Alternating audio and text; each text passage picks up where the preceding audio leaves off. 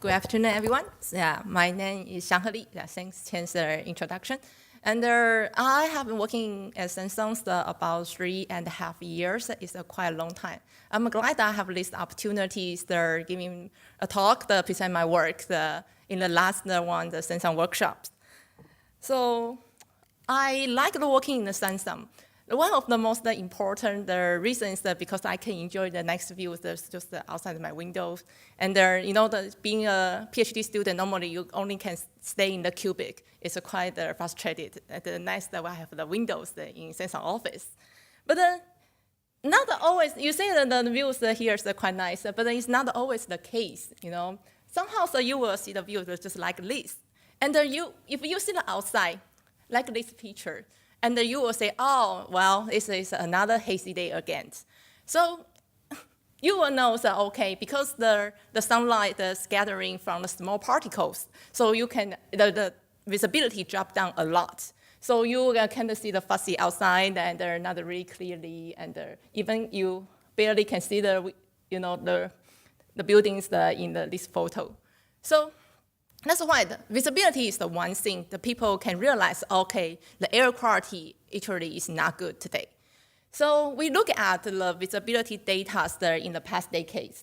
We realize that actually the Singapore's visibility, we call it low visibility day, is getting the worse and worse. So this is the data from 2003 to 2014. So we define the low visibility day is when the visibility less than 10 kilometers. Okay, so look at Singapore in the past decades. Especially after 2011, we can see the frequency of the low visibility day is dramatically increased. And until to 2014, it's kind of 100%. But the people will wonder, say, well, I don't feel our air quality is so bad. But you see sometimes it's just under the borders that you probably not to realize it. And when you mention about, haze is coming, you probably just realize, well, that's because in Indonesia I have a fire again. Well, is that always the case? So in our studies, actually we find out the haze only contribute kind of about 1/3 low visibility days. So the red colors over here is in our models simulates how the fire aerosols contribute to low visibility day. So in the past decades, you see the fire only contribute kind of about 34% low visibility day. So it's 1/3. So how about the other 2/3? So in this design, the model designs, actually, so we only can define that, okay, the other 2/3 is probably is from the other pollutant. So we also look at the seasonal pattern. So we know the haze season in Singapore, I think most of you are resident here for so many years. And then we know the major haze seasons from the kind of August to the October, and maybe it's the November. And then actually we probably have some people notice that actually a small peak in the kind of from the March to the May. So we try to dig out, okay, those of haze season is always from the fire or from the other pollutant. So in this study, actually it's already published early this year. So we identify the fire source in the 5 different regions. So we have the mainland Southeast Asia, the label is S1, Sumatra, Java Island, label S2, Borneo, and the rest part of the maritime continent is the S4, and the northern part of the Australia. So we label this fire source, and to see actually those fire aerosols, how much they receive they will transfer to the Singapore. So right now, you can see, okay, we know that the biggest haze season is August to the October. So it's actually majorly from the Sumatra and the Borneo. That's normally we know, and then we noticed. And then actually another one, the kind of small peak over here is from the mainland Southeast Asia. We know actually the harvest seasons in Thailand and Myanmar in the late February. And right now, they will start the burning and the harvest. So that's the fire source actually from the mainland Southeast Asia.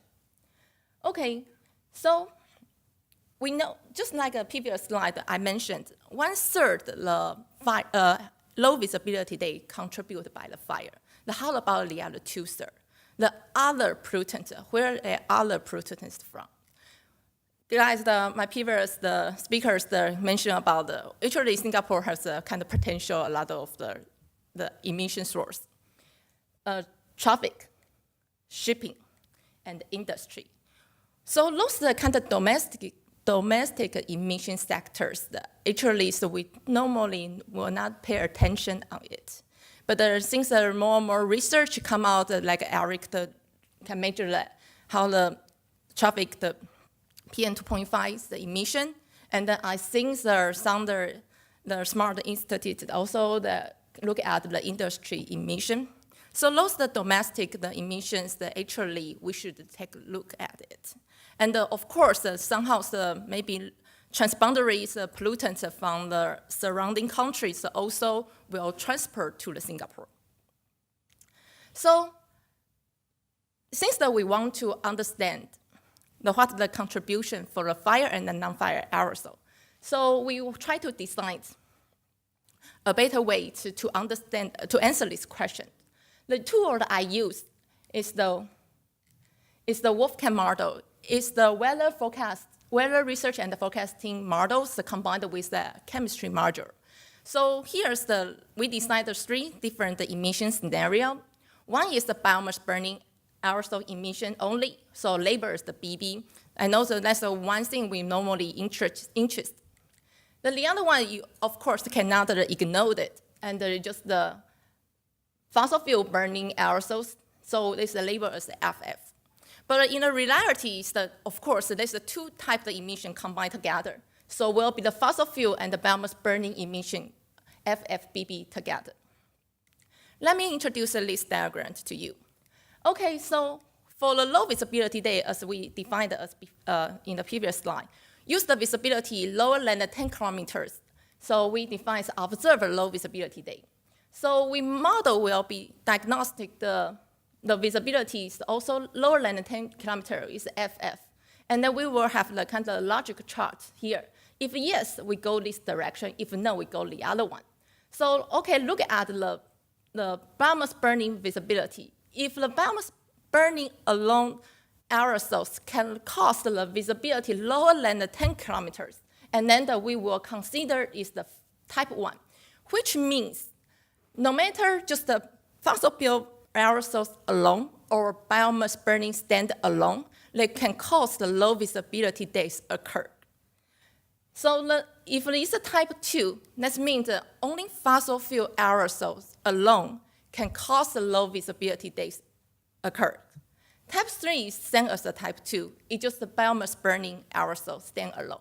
The type 4 is more interesting or of course important because sometimes you can consider like Singapore, you have the fossil fuel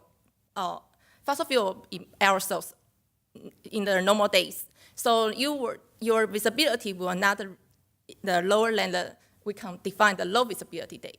But when the haze just slightly, the biomass burning emission coming, biomass burning aerosols coming, and add on to the origin existing the fossil fuel aerosol, and then this kind of low visibility days the event happen. So the type 5, of course, we know the model is not perfect. You will have always some missing. So for the loss of missing case, we will kind of classify to the type 5. So let's say Singapore. The starting period is from 2002 to 2008. So in Singapore, actually, if you consider the fossil fuel only, you already can get the kind of 53% low visibility days. But once we add into the biomass burning aerosol, you can expand to another 26%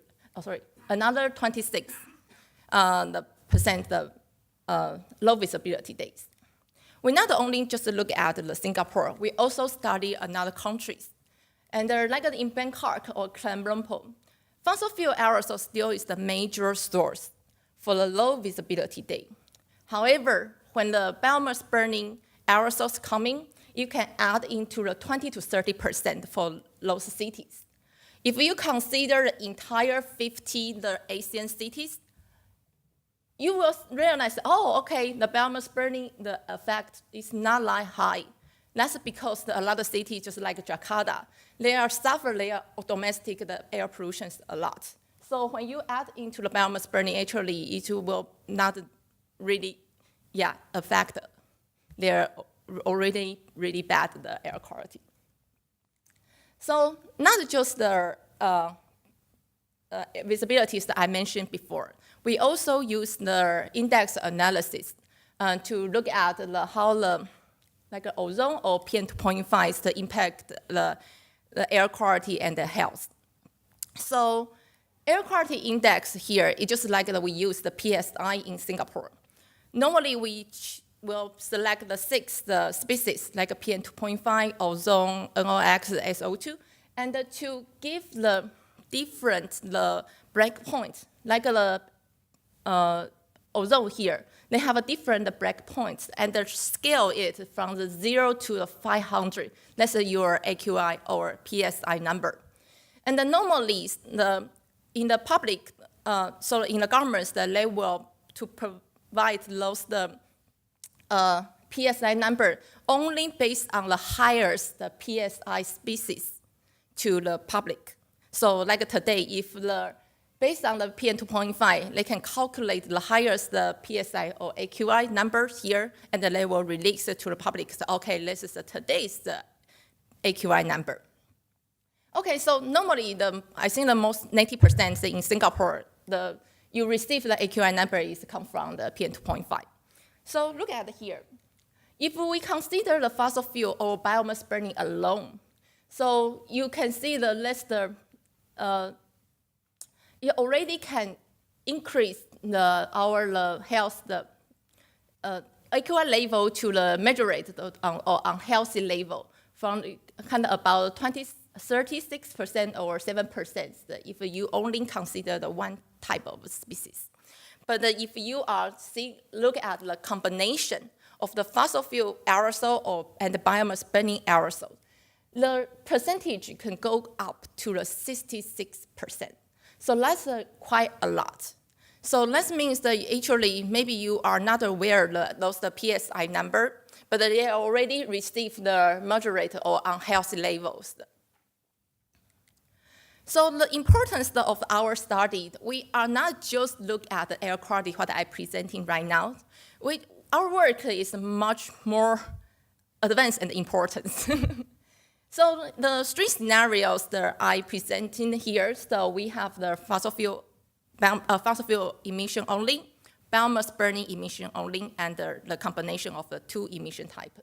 So each emission scenario can provide a different aerosol concentration. Let's put if you go to the Wolfcam, and of course those aerosols that can be CCN, and there will be change the cloud formation, precipitation, even the radiation budget. Later on, since the precipitation get changed because of the various aerosol concentration, so later on the precipitation will affect the channel's flow rate, the reservoir height, and the discharge. And even in the end, there will be affect the crop, food productions in the crop model. So it's just not just the air quality, it's the kind of a trend that connect to one the other. So far, I studied the physics model for almost 10 years. And then since the last years, I started using machine learning. And then why machine learning? Because we realized that machine learning actually is quite interesting and pretty useful. And then I could list so many parametric models are available. And the machine learning is a predictions focus rather than the data model focus. And we have available data to train those models. And little need to translate experts' knowledge into the model and can just run it. And the computational time for prediction is much, much lower. I think that right now, just a few people that will be realized to use the physical model to do the forecast, especially in air quality. So especially like Singapore, there's no air quality the forecast so far. So machine learning can be another way to do it. So quickly to wrap up our results here. So the standard definition for the haze, visibility lower than 10 kilometers. So we trained our model use a different algorithm. So like the random forest, support vector machine, and the neural network. When we provide the different data, that's called the features. When I provide different features, the accuracy will increase. The text time means how good the features that you provide and increase those accuracy. And so far, we can get a pretty good accuracy, like the 84%, and for the one-day forecast by the SVM. Okay, so my talk stopped here. Thank you. Maybe we can have one question. We can move on. Sorry. Okay, here's a question.